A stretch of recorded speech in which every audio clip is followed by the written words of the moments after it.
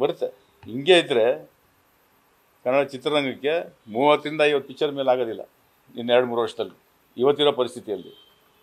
ದಯವಿಟ್ಟು ಈ ಫ್ಯಾನ್ಸ್ ಅನ್ನೋರಿಗೆ ನನ್ನ ರಿಕ್ವೆಸ್ಟ್ ಮಾಡಿ ಕೇಳ್ಕೊತೀನಿ, ನೀವು ಆಗಿ. ಯಾವುದೇ ಒಬ್ಬ ನಾಯಕ, ನಟ, ನಾಯಕಿ, ಯಾರ ಹೀರೋಯಿನ್ ಫ್ಯಾನ್ಸ್ ಆಗೋದು ತಪ್ಪಲ್ಲ. ಈ ಧೋರಣೆ ಇರಬಾರ್ದು, ಮಾಡೋಕ್ಕೆ ಹೋಗಬೇಡಿ. ದಯವಿಟ್ಟು ಚಿತ್ರರಂಗದ ಪರವಾಗಿ ನಾನು ನಿಮ್ಮಲ್ಲಿ ಕೈ ಮುಗಿದು ಕೇಳ್ಕೊತಾ ಇದ್ದೀನಿ, ಆಗಿರೋ ತಪ್ಪನ್ನು ಸರಿಪಡಿಸ್ಕೊಂಡು ನೀವೇ ಬನ್ನಿ. ತಪ್ಪು ಮಾಡಿದ್ದೀವಿ, ಹೌದು ಈ ಥರದ್ದು ಏನಾಗಿದೆ ಅಂತ. ಶಿಕ್ಷೆಗೆ ಗುರಿಯಾಗಿ ಜೈಲಿಗೆ ಹೋಗೋದು, ನಿಮ್ಮ ಮನೆಯವರಿಗೆಲ್ಲ ತೊಂದರೆ ಕೊಡೋದು, ಈ ಥರ ಮಾಡೋಕ್ಕೆ ಹೋಗ್ಬೇಡಿ. ಇದು ಒಳ್ಳೆಯದಲ್ಲ.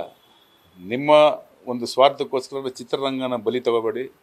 ಬಲಿ ತಗೊಳ್ಳೋಂಥ ಒಂದು ಇಡೀ 10,000 ಜನ ಇದ್ದೀವಿ ರೀ ನಾವು ಚಿತ್ರರಂಗದಲ್ಲಿ. ಇವತ್ತು ಚಿತ್ರರಂಗ ನಂಬಿಕೊಂಡು ಆ ಕಾರ್ಮಿಕರು ಏನಾಗಬೇಕು, ಕಲಾವಿದರು ಏನಾಗಬೇಕು? ಯಾರೋ ಒಂದು 4 ಜನರು, ಒಂದು 8 ಜನ, 4 ಜನ, 8 ಜನ ಹೊಟ್ಟೆ ತುಂಬಿದವ್ರ ಬಗ್ಗೆ ನೀವು ಕೂಗಾಡಿಕೊಂಡು ಅಸಹ್ಯವಾಗಿ ಮಾತಾಡ್ಕೊಂಡು ಹೋದರೆ ಇನ್ನು ಮಿಕ್ಕಿದ 10,000 ಜನಕ್ಕೆ ನೋಡೋದು ಯಾರು? ದಯವಿಟ್ಟು ಅರ್ಥ ಮಾಡ್ಕೊಳ್ಳಿ. ಒಬ್ಬರು ಹೊಟ್ಟೆ ಮೇಲೆ ಹೊಡೆಯೋಕ್ಕೆ ಹೋಗಬೇಡಿ. ಒಂದು ಚಿತ್ರರಂಗ ಅನ್ನೋದು ನಾನು ಇವಾಗ ಇರೋರು ಯಾರು ಬೆಳೆಸಿಲ್ಲ. ಇದನ್ನು ಬೆಳೆಸಿದವರು ಡಾಕ್ಟರ್ ರಾಜ್ಕುಮಾರ್ ಅವರು, ಪಾರ್ವತಮ್ಮ ರಾಜ್ಕುಮಾರ್ ಅವರು ಹೇಳೋರು ಹೆಂಗೆ ಈ ಚಿತ್ರರಂಗನ ಕಟ್ಟಿ ಬೆಳೆಸಿದ್ವಿ ಅಂತ. ಅದರ ರೆಸ್ಪಾನ್ಸಿಬಿಲಿಟಿ ನಮಗೆಲ್ಲ ಇದೆ, ಆ ಜವಾಬ್ದಾರಿ ನಮಗಿದೆ. ಅವ್ರು ಕಟ್ಟಿದಂಥ ಕನಸು, ಅವ್ರ ಶ್ರಮ. ಒಂದೊಂದು ಮೂಟೆ ಅಕ್ಕಿ ತಗೊಂಬಿಟ್ಟು ಎಲ್ರಿಗೂ ಬೇಯಿಸಾಕ್ಬಿಟ್ಟು ತಿನ್ಕೊಂಡು ಗಂಜಿತಪಟ್ಟು ಚಿತ್ರಮಂತ್ರಿಗಳನ್ನ ಪಡಿಬೇಕು KR ರೋಡಲ್ಲಿ ಅಂದರೆ ಎಷ್ಟು ಕಷ್ಟಪಟ್ಟಿರೋದು, ಹೋರಾಟ ಮಾಡಿರೋದು. ಎಷ್ಟು ಕನ್ನಡ ಸಂಘ ಸಂಸ್ಥೆಗಳು ಬಂದು ನಿಂತ್ಕೊಂಡು ನಮ್ಮ ಪರವಾಗಿ ಕನ್ನಡ ಚಿತ್ರರಂಗ ಬೆಳಿಬೇಕು ಅನ್ನೋದಕ್ಕೆ ಎಷ್ಟು ಹೋರಾಟ ಮಾಡಿದ್ದಾರೆ.